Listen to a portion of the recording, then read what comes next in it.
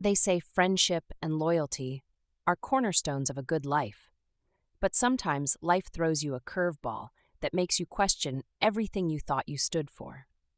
I'm Vanessa, a 31-year-old event planner from Chicago, and I've always prided myself on my strong relationships and loyalty to the people I love. I thought my moral compass was unshakable, but then came a night that would challenge everything, and it all started with my best friend Lily. Lily and I had been inseparable since high school. We shared everything: our dreams, our fears, our ambitions. So when she introduced me to Adam, her fiance, I was thrilled for her. He was kind, intelligent, and most importantly, he adored her. They seemed like the perfect match, and I couldn't have been happier for them. But sometimes things are not as simple as they seem. The first few months after they got engaged, we all spent a lot of time together. Lily, Adam, and I became something of a trio, sharing meals, laughs, and stories from our respective lives. Adam fit right in, which only made Lily even more excited about their future together.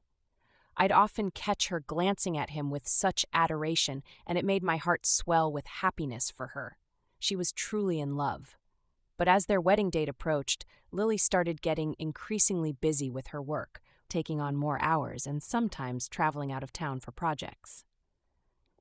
It was the nature of her job, and Adam was understanding. However, her absence meant that Adam and I were often left to hang out alone during events we'd all planned together. At first, it was no big deal. We'd grab a drink or a meal and discuss the details of the wedding or share stories of the wild adventures Lily and I had experienced in our teenage years. But over time, something shifted. I couldn't quite pinpoint when or how it began, but there were little things: lingering glances, an extra second of eye contact, or a comment that felt loaded with meaning. I brushed it off, convinced I was imagining things. After all, Adam was my best friend's fiancé, and that boundary was something I could never, ever cross. One evening, after a long day of event planning, I received a text from Adam asking if I wanted to join him for a drink. Lily had been called out of town at the last minute, and he said he could use some company. It was an unusually personal text for Adam to send, but I figured he might just be feeling lonely. I told myself it was just a friendly outing. After all, he was practically family. I met him at a cozy bar downtown, one of those dimly lit places with an old-world charm and soft jazz playing in the background. Adam had already ordered drinks when I arrived, and he greeted me with a warm smile. "Vanessa, thank you for coming," he said, sounding genuinely relieved. "No problem. It's nice to unwind after such a hectic week," I replied, hoping to keep the atmosphere light. As we sipped our drinks, he opened up about the stresses he was feeling with the wedding planning, admitting that he sometimes felt neglected with Lily's busy schedule. I sympathized with him, but tried my best to remind him that these were normal pre-wedding jitters, and that once they were married, things would settle. The conversation was casual at first, but then he looked at me with an intensity I hadn't seen before. "You know, Vanessa, you're one of the few people who really gets me," he said, his voice soft. "Sometimes I feel like you understand me even better than Lily." I felt a knot form in my stomach. "Adam, you're just going through a lot right now. It's totally normal to feel that way." He shook his head. "No, it's more than that. You're always there, and you're so supportive. I can talk to you about things I can't with anyone else." I shifted uncomfortably in my seat, trying to find the right words. "Adam, I'm here for you because you're marrying my best friend. We're all in this together." He reached across the table, taking my hand in his, and I felt a jolt of electricity run through me. His gaze held mine, his eyes full of something I hadn't wanted to acknowledge. "Vanessa, have you ever thought that maybe we met under the wrong circumstances?" My heart skipped a beat, and I felt the room close in around me. "Adam, what are you saying?" "I'm just saying that sometimes I wonder what if. What if we had met first? I can't ignore how I feel when I'm around you. I'm so confused, Vanessa." I pulled my hand away, feeling a rush of guilt and fear. "Adam, stop. This isn't right. You're engaged to Lily, my best friend. This is a line we can't cross." He sighed, running a hand through his hair, clearly struggling with his emotions. "I know, and I hate that I'm putting you in this position. I don't want to hurt Lily, but I can't keep pretending I don't feel something for you. It's tearing me apart." I felt my chest tighten as I watched him, his face etched with a mix of sadness and longing. A part of me wanted to comfort him, to tell him that I felt it too, but the weight of loyalty and friendship held me back. I couldn't betray Lily like that. "Adam, we can't do this," I said, my voice barely above a whisper. "Lily loves you. She's planned her entire future with you. I can't be the reason that falls apart." He nodded, his expression conflicted. "You're right. I don't want to hurt her either. Maybe I just needed to get it off my chest." The rest of the night passed in a tense silence. We finished our drinks, exchanged an awkward goodbye, and went our separate ways. But I couldn't shake the feeling of guilt and confusion that lingered long after I got home. I had crossed an emotional line, and no matter how much I tried to convince myself it was innocent, I knew that things would never be the same. The following days were a blur. I threw myself into work, avoiding any situation where I might run into Adam. I felt like a traitor every time I saw Lily. Her face lit up with excitement as she talked about the wedding plans. The guilt was eating me alive. Then, one evening, as I was getting ready for bed, my phone buzzed with a message from Adam. "Can we meet?" "Just to talk." I knew I should say no, that I should put distance between us for both our sakes. But against my better judgment, I found myself typing a response. "Sure. Where?" We agreed to meet at a small park on the outskirts of the city, away from prying eyes. The night was cool, and a slight breeze rustled the leaves as I walked up to the bench where Adam was waiting. He looked up as I approached, his face drawn with worry. "Thank you for coming." I sat down beside him, my mind racing with all the things I wanted to say but couldn't find the courage to voice. He took a deep breath, breaking the silence. "I've been doing a lot of thinking," he began, "and I realized that I can't marry Lily while I'm feeling this way. It wouldn't be fair to her." My heart dropped, and I felt a surge of panic. "Adam, please don't do anything rash. You and Lily have something special. Don't throw it away over a moment of doubt." He looked at me, his eyes filled with a mixture of sadness and longing. "This isn't just a moment, Vanessa. I've been lying to myself, trying to convince myself that it was just cold feet, but it's more than that. Being around you made me realize that I haven't been honest with myself." I shook my head, struggling to hold back tears. "Adam, this isn't right. Think of Lily. She deserves to be with someone who loves her without reservation, without doubt." He reached out, taking my hand in his thumb tracing gentle circles on my palm. "That's what I'm trying to do. I need to be honest with her and with myself. I can't keep living a lie." I pulled my hand away, feeling a surge of anger and frustration. "And what about me, Adam? Do you think this is easy for me? Lily is like a sister to me, and now you're putting me in an impossible situation." His expression softened, and he reached up to touch my cheek. "I'm sorry, Vanessa. I never meant to hurt you or make things difficult. I couldn't keep it to myself anymore." As his hand lingered on my face, I felt my resolve begin to crumble. There was a part of me, a dark, hidden part, that wanted to give in, to let go of my guilt and be with him. But I knew that path would only lead to pain and betrayal. I took a step back, shaking my head. "Adam, we have to stop this. For Lily, for us, we can't keep playing with fire." He looked away, his shoulders slumping in defeat. "I understand. I'll talk to Lily. Maybe I just need some time to clear my head." We stood there in silence, the weight of our unspoken emotions hanging heavy in the air. I knew that I had to let him go, that I couldn't let myself be dragged into a situation that would only end in heartbreak. "Goodbye, Adam," I whispered, my voice barely audible. He nodded, his expression filled with regret. "Goodbye, Vanessa." I turned and walked away, my heart aching with every step. I knew that I had made the right choice, but the pain of letting go was almost unbearable. In the weeks that followed, I tried to rebuild my life, focusing on my work and distancing myself from both Adam and Lily. It was a painful process, but I knew that I had to let go in order to heal. And while the memories of that night would always linger, I knew that I had made the right decision. Sometimes, the hardest choices are the ones that define us, and in the end, I chose loyalty and friendship over fleeting temptation.